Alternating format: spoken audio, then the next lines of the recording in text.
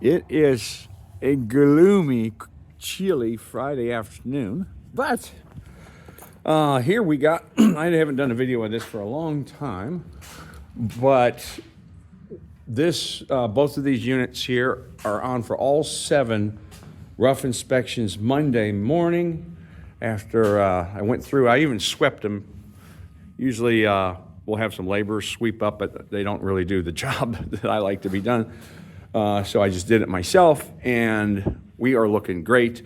A little thing I do is I spray paint all of the switches and outlets, not this, because this is when this cardboard is done, after drywall, that's the finished product, so I don't want the paint on there. The idea is to not have insulation or drywall cover-up outlets. Long time ago, what would happen, say if this outlet gets covered up by drywall, then here comes the chicken later to trim it out. And he's like, I know there's an outlet here somewhere. So what they do is they take a Phillips head screwdriver and they go poke. Nope, that's not it. Poke, poke, poke. There it is. Now the thing is, I do this to be nice to the chickens, because usually they're piecework. So they'll get say paid $2.50 just to trim that out.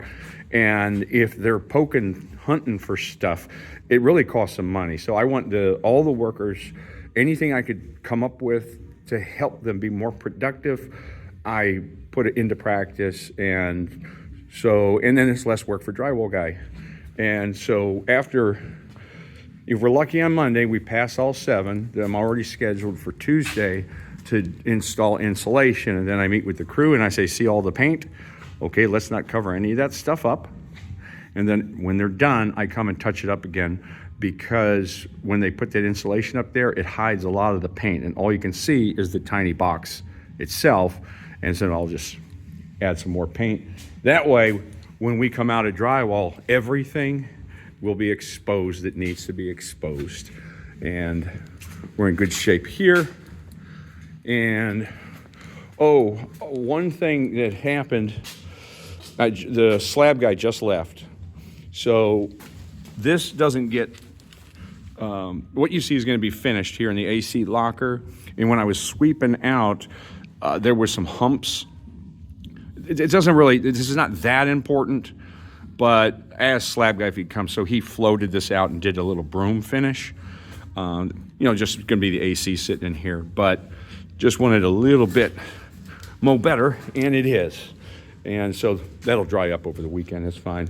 The AC units, probably a month and a half from even being placed there, but then we're gonna have a real nice install of the HVAC system there, and we are looking really good. Next door, the stucco's being applied on that building. I call them the concrete snowball throwers.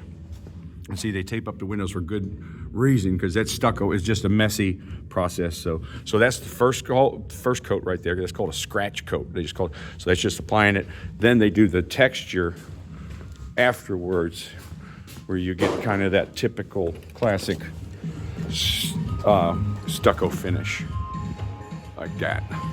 So with this stucco here, it's going to sit exposed to the weather for a good bit of time.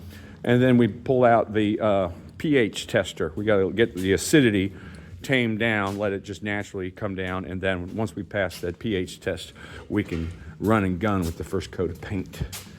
That's all I got.